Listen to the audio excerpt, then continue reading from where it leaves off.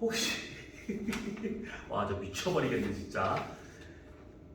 47번 문제를 풀이를 했는데 47번을 지금 두 번째 풀이를 했는데 지금 또 여러분들은 또 47번을 못 봤죠. 넘어가도록 합시다. 아, 토 나올 것 같아요. 세 번째 똑같은 문제 풀이하는 건 아닌 것 같아요. 지금 또 중간에 끊겨가지고 그랬는데 확인을 한번 하길 잘했네요. 자, 같은 거를 몇 번 하는 것은 개인적으로 정말 싫어하는데 두 번까지는 용납이 돼도 세 번째 용납이 안 되네요. 보니까 저장 공간이 부족해가지고 스스로 지가 끊어졌더라고요. 그래서 지금은 이제 중간에 끊어지는 거 없이 잘 될 겁니다. 자, 51번을 보도록 합시다. 51번. 47번 하나만 문제 풀이했던 거예요. 그러니까 그거는 넘어가도록 하고, 자, 51번. 이렇게 지금 보게 되면 지금 밀도와 수온의 관계를 나타내고 있는 겁니다. 자, 바닷물의 밀도라고 하는 것은 우선은 지금 이걸 몇 번 쓰고 있는 거야? 부피분의 질량으로 구할 수가 있는 거잖아요. 그러면 바닷물의 밀도를 바꿀 수 있는 부피와 질량은 결국 수온에 의해서 결정이 되고 질량은 염분에 의해서 결정이 되고 있는 겁니다. 수온이 낮으면 낮을수록 부피가 작아지고 염분이 크면 클수록 질량이 커지기 때문에 결과적으로 밀도가 커지더라. 요걸 지금 말하고 있는 거예요. 자, 그렇다면 이 밀도에 영향을 주는 것이 그러면 수온과 염분이다 라고 봤었을 때 누가 더 큰 영향을 줄 수 있을 것인가를 따져보잖아요. 그러면 수온이 압도적으로 큰 영향을 줍니다. 왜 그러냐면 이 1년 동안 어느 지역에서의 염분 변화량을 보잖아요. 그러면 기껏해 한 3%밀 정도, 요거 뭐 한 4%밀 정도 요거밖에 변화를 못 줘요. 그런데 수온과 같은 경우에는 여름과 겨울에 따라 가지고 막 어느 지역은 막 15도 정도 차이 나는 경우가 있습니다. 그래서 변화량이 수온이 훨씬 더 크다 보니까 수온에 의해서 밀도가 많이 바뀌더라 라고 생각하시면 되는 겁니다. 자, 그러면 지금 여기를 딱 보니까 얘가 지금 수온과 밀도를 나타낸 것인데 뭐가 수온이고 뭐가 밀도인지가 지금 안 나온 상황이에요. 그러면 우리가 어떤 걸 따져볼 수 있는 거냐? 아까 잠깐 얘기했다시피 온도하고 그 다음에 수심의 관계에서 봤었을 때 혼합층과 수온합층과 심해층 이렇게 구분된다라고 했던 거, 이거는 뭐 내신이니까 기억나실 겁니다. 깊이 들어갈수록 수온이 떨어지는 게 정상이에요. 그쵸? 그러면 만약에 가를 수온으로 본다고 하면 깊이 들어갈수록 뭔가 증가되고 있는 거니까 아, 얘는 지금 수온이 아니구나 라고 볼 수 있는 것이죠. 나와 같은 경우는 깊이 들어갈수록 뭔가 확 떨어진 다음에 일정한 구간이 생기고 있으니까 얘가 지금 수온이 되는구나 이렇게 우리가 알 수 있는 겁니다. 그래서 여기 맨 위에 있는 것이 혼합층, 여기서 온도가 급감하고 있는 여기까지가 수온약층, 그 밑으로는 거의 일정하죠. 그래서 여기가 심해층 이렇게. 그러면 얘가 들어갈수록 감소하는 그래프가 나타난다라고 하는 것은 결국 밀도가 들어갈수록 증가하다가 일정 구간이구나 라고 우리가 파악할 수가 있는 것이다 라는 얘기죠. 그래서 밀도와 수온 그래프가 각각 이렇게 나타난다 이 뜻입니다. 자, 그러면 기억 가는 밀도 나는 수온 그러죠. 니은 깊이에 따른 깊이의 다른 밀도가 아니라 깊이에 따른 밀도 변화는 수온약층에서 가장 작을 것이다 되어 있는데, 자, 아까 얘기한 것처럼 이 밀도라고 하는 것은 수온에 의해서 결정이 돼요. 대부분은 염분도 물론 일정의 요인을 이렇게 어떤 영향을 줄 수 있긴 하겠지만 수온이 훨씬 더 큰 영향을 주더라 라고 생각하시면 되는 겁니다. 자, 그러면 여기에서 수온이 급감하는 층을 따져본다고 하면 여기서부터 여기까지가 이렇게 훅 떨어지잖아요. 그래서 우리가 이것을 따로 수온이 도약하듯이 변화되는 층, 그래서 수온약층이라는 말을 쓰는 겁니다. 그쵸? 자, 그러면 여기서 봤을 때는 여기서 여기까지가 밀도가 아주 급증을 하고 있습니다. 크게 변화되고 있는 중이죠. 그래서 여기를 따로 뭐라고 그러냐면 밀도가 도약하듯이 크게 변화되는 층이라 해서 밀도약층이라는 말을 쓰는 겁니다.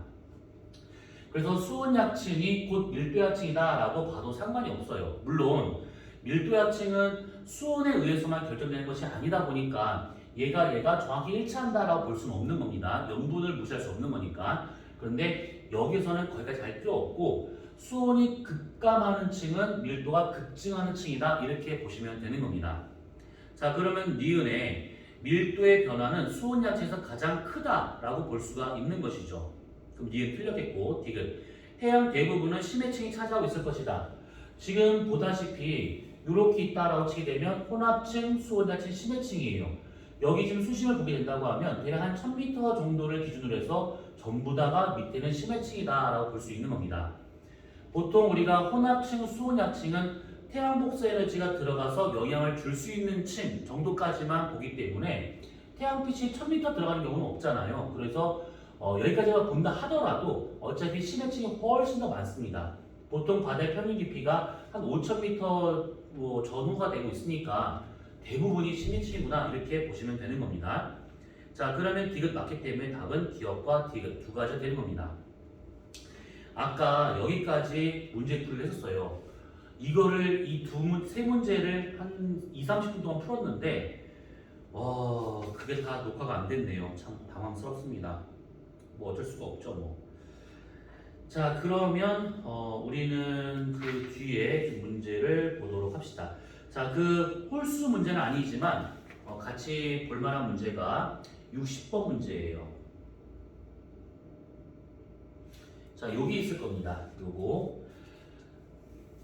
자, 우리가 방금 했었던 수온과 밀도라는 그 관점에서 봤었을 때, 깊이에 따라서 각 층마다, 각 수심마다 수온이 다르고 염분이 달라요. 그래서 어떤 사람이 지금 깊이 들어갈수록 그 해당하는 그 수심에 대한 수온과 염분을 점을 한번 다 찍어 봅니다. 여기다가. 뭐냐면 염분과 수온에 관련된 그래프거든요. 그래서 점을 찍어서 한번 표시했더니만 150m의 수온은 이만큼이었고 염분은 이만큼이었다. 800m에서는 수온이 이만큼이었고 염분이 이만큼이었다. 이런 식으로 쭉 점을 찍어보는 겁니다. 그런 다음에 다 연결을 해보는 거예요. 이것이요. 자, 우리가 지금 이 그래프를 등밀도선이라고도 말하고 수온을 T, 그 다음에 염분을 S라고 해가지고 TS도라고도 말합니다. 자 이렇게 있는 상태에서 150m부터 쭉 이렇게 선을 그을 수 있는데 여기서는 지금 표층이 안 나왔어요. 여기서 150m까지 안 나왔습니다. 150m부터 보자면 수온이 막 떨어집니다. 그쵸? 800m까지 수온이 막 떨어져요. 그래서 보통 여기까지를 우리가 수온약층이다 라고 볼 수가 있는 겁니다. 수온이 급감하는 층이 되고 있으니까. 그리고 800에서 1200, 2000까지는 수온이 거의 일정하잖아요. 그럼 여기 같은 경우에는 심해층. 그러면 2000에서 5000m까지는 수온이 살짝 떨어지는데요. 이거는 다른 이유에 의해서라고 볼 수도 있는 것이고 여기서 여기까지가 3000m 구간이잖아요. 깊죠. 그래서 3000m 동안에 수온이 살짝 떨어질 수는 있습니다. 그래서 여기서부터 여기까지를 심해층이다라고 볼 수 있는 겁니다. 온도 변화 거의 안 생기고 있으니까.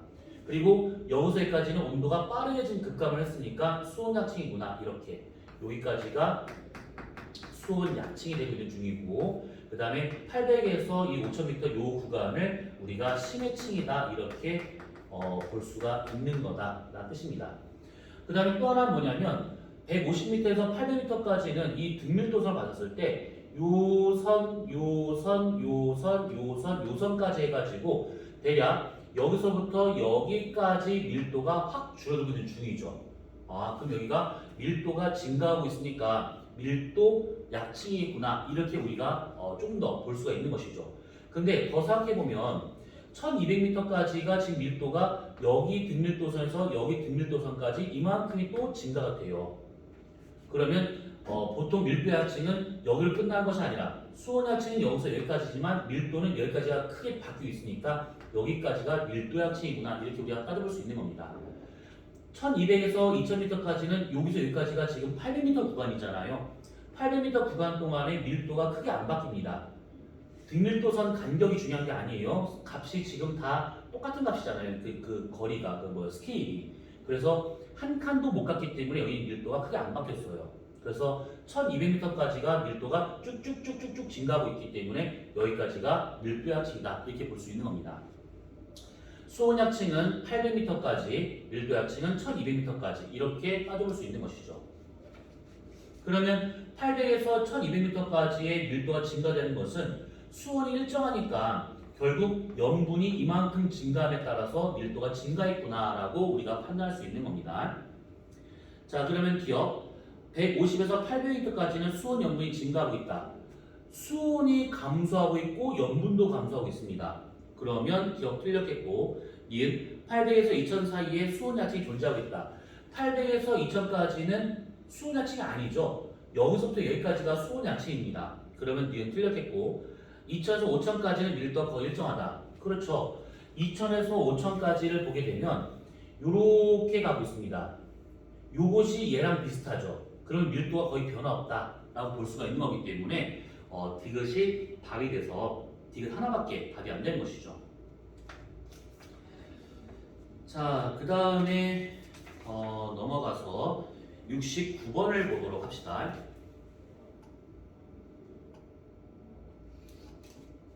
참 오늘 빈 강의실에서 참 혼자 쉬고하고 난리도 아닙니다 지금. 자, 지금 이렇게 있습니다. 우리가 방금 봤었던 그 등밀도선이 이해가 됐다면 이것도 금방 이해가 될 거라고 믿어요. 자, 어느 해외 수심에 따른 수온 염분을 나타내는 것들이다. 결국 밀도, 수온, 염분 세 개를 다 표현하고 있다 이 얘기죠. 자, 근데 보니까 이렇게 있었을 때는 가장 먼저 확인해 볼 것은 뭐냐면 층상으로 구분을 해보셔야 돼요. 혼합층, 수온약층, 심해층. 그러면 해수면 표면에서부터 50m까지는 수온과 염분이 거의 변화가 없습니다. 아, 그러면 50m까지가 혼합층이구나. 50에서부터 100, 200m까지는 수온이 확 떨어집니다. 그러면 여기까지가 수온약층. 그 다음에 200에서 300, 400m까지는 수온이 거의 일정하죠. 그러면 여기가 심해층. 그래서 요 놈이 혼합층, 요 놈이 수온약층, 여기가 심해층. 자, 그러면 기억. 혼합층이 수온약층보다 더 두껍다. 아니죠. 혼합층의 두께는 약 50m 좀 되고 있고 여기 수온약층은 50에서 200m까지니까 150m 정도 되고 있습니다. 얘가 훨씬 더 두꺼운 것이죠. 이은 100m 부근에서의 해수의 연지 운동이 활발할 것이냐. 자, 100m라고 하게 되면 수온약층의 중간입니다. 그쵸? 그러면 수온약층의 중간이다 라고 하게 되면 수온약층 자체가 움직임이 덜한, 움직임이 거의 없는 그런 층을 우리가 수온약층이라고 하고 있는 거잖아요. 그래서 여기와 같은 경우는 연지 운동이 활발하지 않습니다. 그래서 니을과 같은 경우는 틀렸겠죠. 자, 이 얘기를 좀 더 해보자면 여기서부터 여기까지가 수온약층이다 보니까 위쪽이 가벼운 물, 밑에가 무거운 물, 그러면 섞일 이유가 없는 것이죠. 자, 이 상태로 있었을 때 연지 운동이 멈춰있는 상태를 우리가 안정되어 있다라고 이렇게 표현을 합니다. 그쵸? 이게 안정되어 있다라고 해서 해류가 없다라는 뜻이 아니에요. 수평 방향의 운동은 존재할 수 있는데 다만 상하 운동이 되지 않는 상태를 지구과학에서는 안정되어 있다라고 표현하고 있는 겁니다. 자, 그래서 니은과 같은 경우에는 틀렸겠고, 디귿 200m 이상 깊이에서 밀도 변화는 수온보다 염분의 영향을 크게 받고 있을 것이다. 자, 200m에서 더 들어가잖아요. 그러면 여기 등 밀도선, 여기. 그래서 이만큼의 밀도가 증가하고 있습니다. 자, 그런데 200에서 400m까지는 수온이 거의 일정해요. 수온이 일정한 상태에서 밀도가 증가했다. 근데 지금 이 자료만 놓고 보자면 여기 염분에서 여기 염분까지 이렇게 증가되니까 밀도가 증가했다 이렇게 볼 수가 있는 것이죠. 그래서 디귿과 같은 경우에는 맞다라고 볼 수가 있는 겁니다. 단 200에서 400m라고 하게 되면 수심이 깊은 편이에요. 200m가 뭐가 깊어요? 라고 할 수 있을 것인데 보통 서해의 평균 깊이가 44m예요. 그러면 200m라고 하게 되면 그것보다 한 4배, 5배가 더 깊다는 얘기잖아요. 아주 깊은 바다입니다. 그러면 이 정도 된다라고 하게 되면 수압이 클 수밖에 없습니다. 수압이 크다. 그 얘기는 바닷물을 누르는 힘이 크기 때문에 바닷물의 밀도가 커질 수밖에 없다. 이 뜻입니다. 그래서 수심이 깊어질수록 얘처럼 수온이 일정해서 염분이 이만큼 올라갔다 해서 밀도가 증가했다. 이렇게 볼 수도 있긴 하겠지만 수심이 깊은 곳이다 보니까 수압이 증가되면서 밀도가 커질 수 있다라고도 볼 수가 있는 겁니다. 둘 다 가능한 얘기거든요. 근데 우리 여기서 수압에 관련된 것을 지금 볼 건 아니기 때문에 염분만 놓고 보자면 수온보다는 염분의 영향을 더 받아서 밀도가 증가했다 이렇게 보는 게 맞습니다. 그럼 답은 디귿 하나밖에 안 되는 것이죠.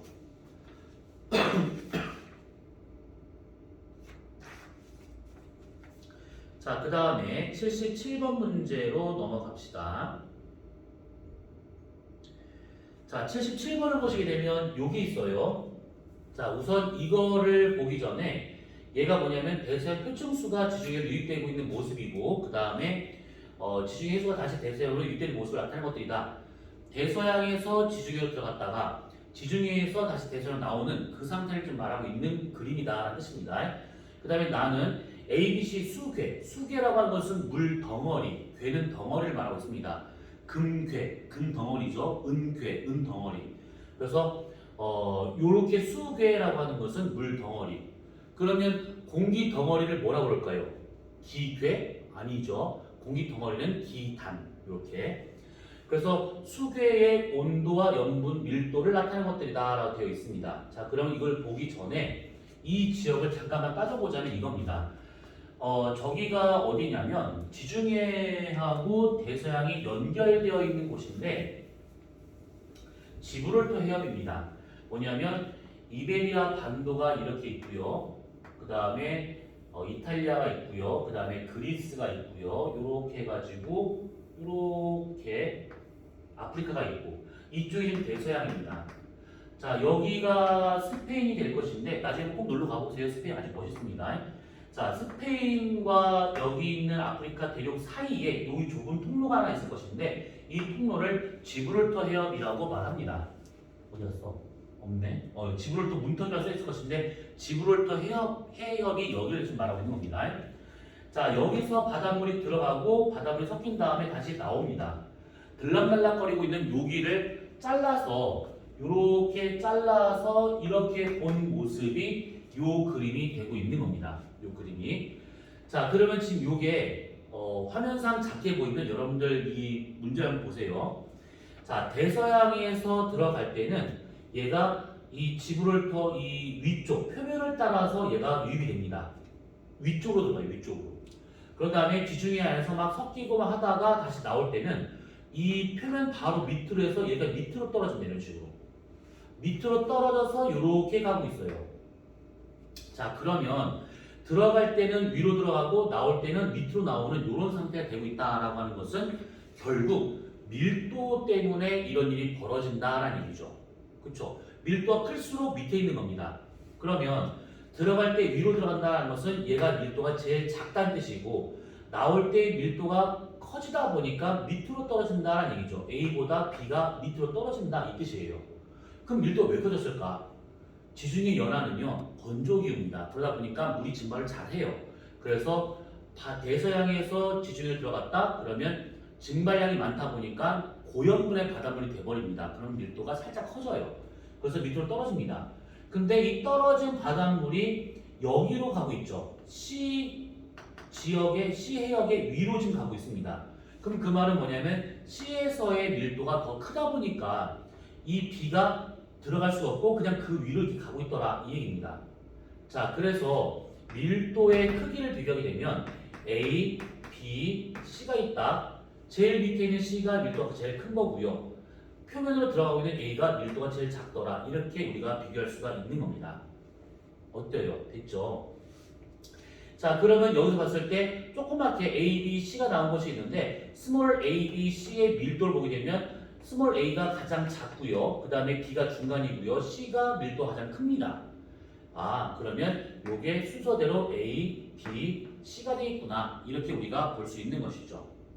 자, 그러면 기억 맞겠고요. 니은 b는 수온 염분이 모두 높을 것이다 돼 있는데 b하고 c하고 비교했을 때 수온이 높은 건 맞아요. 그렇죠? 그 다음에 c보다 b의 염분이 높아요.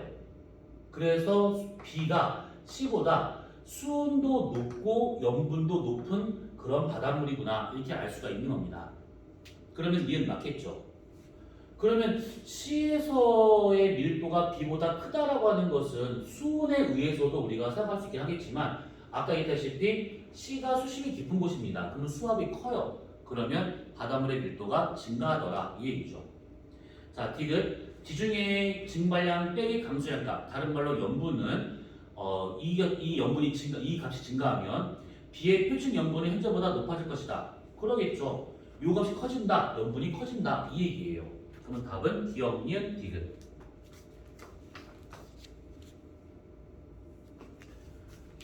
네, 녹화가 잘 되고 있네요. 진짜 이 빈 강의실에서 지금 혼자 지금 뭐 하고 있는 것인지 꺼졌다 켰다 지금 시간이 지금 네, 알겠습니다. 자, 그러면 87번 문제를 봅시다. 87번 문제.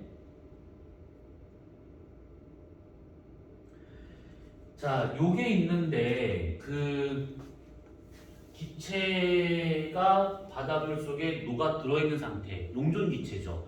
자, 이 용존 기체 두 가지가 지금 표현되고 있는데 하나는 산소고 하나는 이산탄소래요.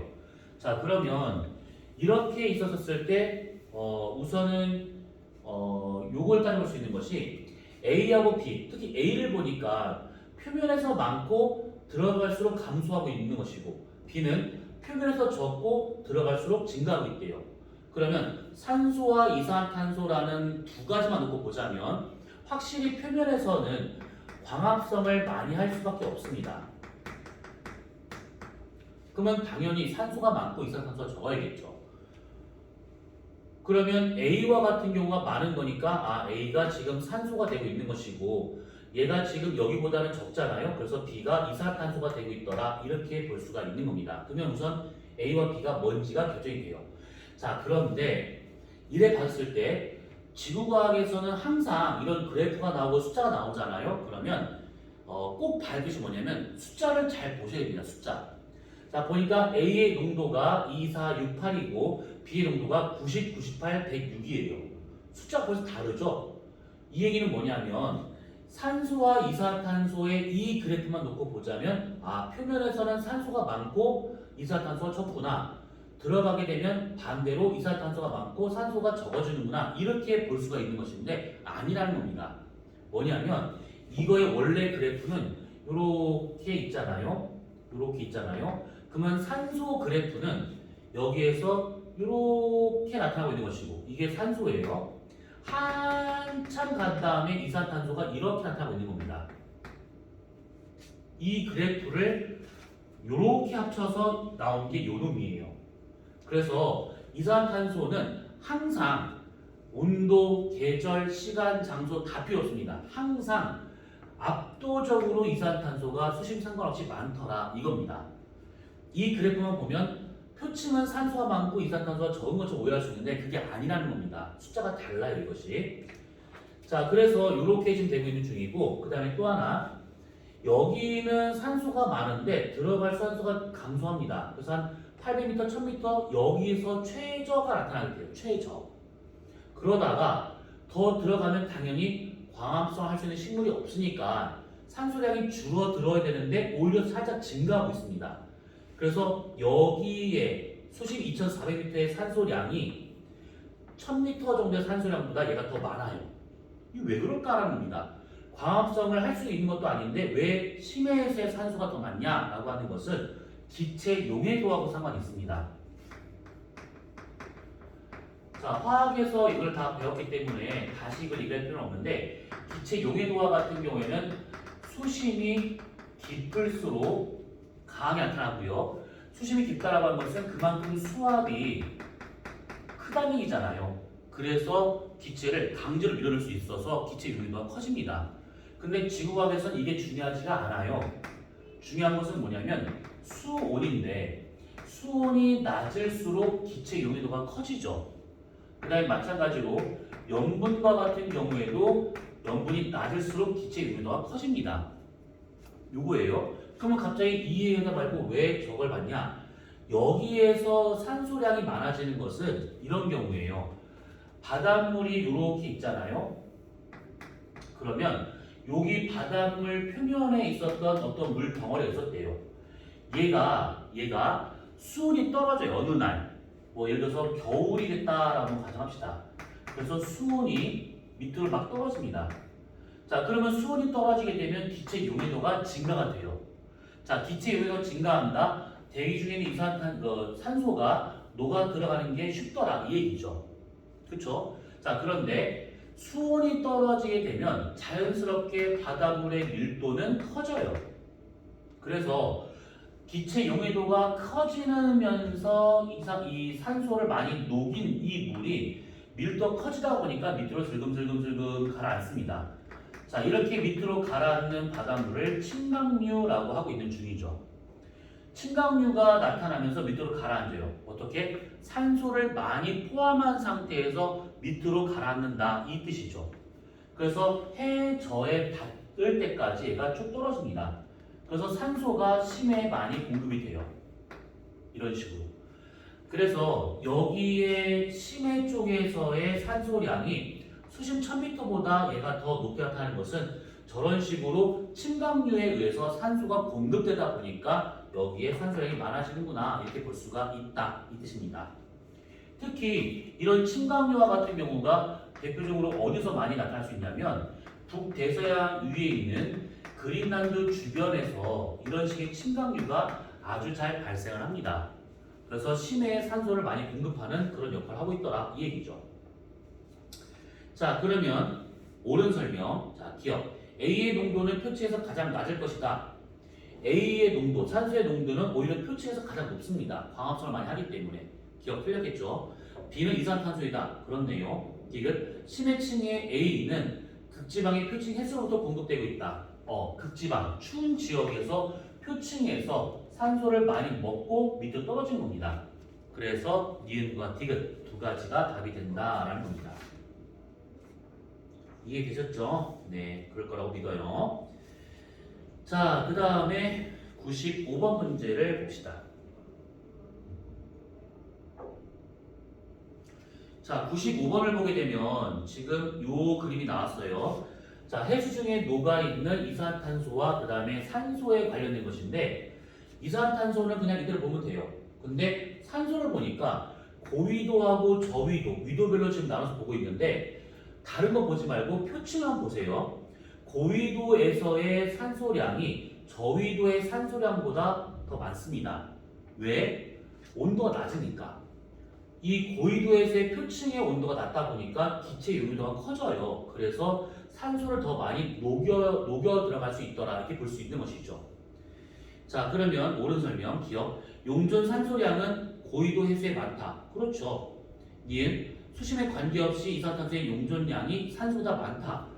아까 얘기한 것처럼 그래프를 이제 잘 보실 필요가 있는 것이고 그 다음에 얘 같은 경우를 보면 X축에 써있는 숫자가 좀 많이 다르죠. 수심과 상관없이 항상 이산탄소가 압도적으로 많은 겁니다. 수심과 상관없이. 그래서 니은 맞겠고요. 디귿. 표층 이산탄소 농도가 낮은 주된 원인은 광합성 때문이다. 그렇죠. 얘가 낮은 이유는 이 표층에서 광합성에 의해서 얘를 소비를 하다 보니까 얘가 적어지는 겁니다. 됐죠? 자, 그러면 답은 기억, 니은, 디귿 세 가지 다 될 거예요. 자, 근데 우리가 여기서 한 가지만 잠깐 짚고 넘어갑시다. 뭐냐면 자, 지구 온난화가 점점점 심해지고 있는 상황이죠. 여러분들 미래가 제일 걱정되고 있는 상황인데 아무튼 지구가 더워집니다. 자, 그러면 바닷물 표면이 이렇게 있다라고 봤을 때 평상시 때 어떤 일이 벌어지냐면 대기 중에 있는 이산탄소가 바다 속으로 들어갑니다. 왜? 용해가 되니까. 이산탄소는 물에 또 잘 녹아 들어가죠. 그래서 용해에서 존재하고 있는 용존 이산탄소라고 이렇게 표현하고 있는 겁니다. 자, 여기에서 이가 용해가 돼서 들어간다라고 하는 것은 바닷물 표층의 온도가 어떠냐에 따라서 이거의 용해량이 결정되고 있다라는 뜻이죠. 기체 용해도가 다른 거니까. 자, 그러면 지구가 더워진대요. 그러면 기온이 올라간대요. 그러면 바닷물 표면의 온도, 수온은 올라가기 시작할 것이고 그렇다면 기체의 용해도는 당연히 감소가 될 것이고 그럼 대기 중에 있는 이산탄소가 바닷속으로 녹아 들어가려고 하는 이 용해될 수 있는 이 양은 점점점 줄어드는 상태로 가더라라는 얘기죠. 이게 지구 전체에서 이산탄소를 가장 많이 소비할 수 있는, 없앨 수 있는 가장 좋은 거는 이 바다입니다. 바다가 지구 표면의 약 3분의 1을 덮으면서 대기 중의 이산탄소를 조절하는 역할을 해줘요. 그런데 이런 식으로 이 바닷속에 들어가는 것이 막히잖아요. 그러면 대기 중의 이산탄소량이 점점 많아질 수밖에 없습니다. 그러면 지구 온난화가 더 빠르게 가속될 수 있다는 얘기죠. 되게 심각한 상황이에요, 이게. 그런데 이걸로 안 끝나요. 왜 그러냐면 수온이 올라가잖아요. 기체 요온이 떨어집니다. 그 말은 뭐냐면 이미 녹아 들어가 있는 용존 이산탄소를 바깥으로 얘가 배출한다는 얘기죠. 그래서 이 배출하는 그 양이 시간이 가는 갈수록 증가할 수밖에 없다. 이 뜻이에요. 그러면 지금부터 모든 인간들이 경제 활동을 멈추고 어떤 운송수단 안 쓰고 호흡도 멈추고 이산탄소를 아예 대기적으로 배출 안 한대요. 그렇다 하더라도 이미 이런 일이 벌어지고 있기 때문에 들어가는 양은 감소하고 있고 여기서 나오는 양은 증가하고 있고 그래서 대기의 이산탄소량이 계속 증가하는 상황으로 갈 수밖에 없는 겁니다. 인간과는 무관하게 이제는. 그래서 지구온난화는 우리가 지금 무슨 일을 벌여도 어떤 협약을 하고 어떤 제재를 가하고 한다 하더라도 이미 인류의 손을 떠났다라 보는 과학자가 훨씬 더 많습니다. 지금은 파리 기후 협약을 한다든 아니면 이산탄소의 배출량을 조절하든 여러 가지 환경적인 활동을 할 수는 있어요. 근데 지구 온난화를 꺾을 수는 없는 것이고 기온이 올라가는 속도를 더디게 할 수는 있습니다. 근데 지금 상황에서는 지구가 온도 올라가는 요 현상을 막을 방법은 없습니다. 지금 상황에서는 저런 이유 때문에 이게 바닷속에 녹아있는 이산탄소가 워낙 많다 보니까 저게 나오기 시작하면 끝이 없는 거예요. 자, 아무튼 그래서 95번의 답은 기억, 니은, 디귿 이렇게 되고 있더라라는 겁니다. 자, 그러면 오늘 여기까지 하기로 하고요. 다음 주에 아마 다시 또 영상 수업이 될 것 같은데 그때는 오늘 같은 이런 헛짓거리 안 하고 제대로 녹화해서 올리도록 하겠습니다. 자, 오늘 수고 많으셨습니다. 우리 다음 주에 영상으로 봐요.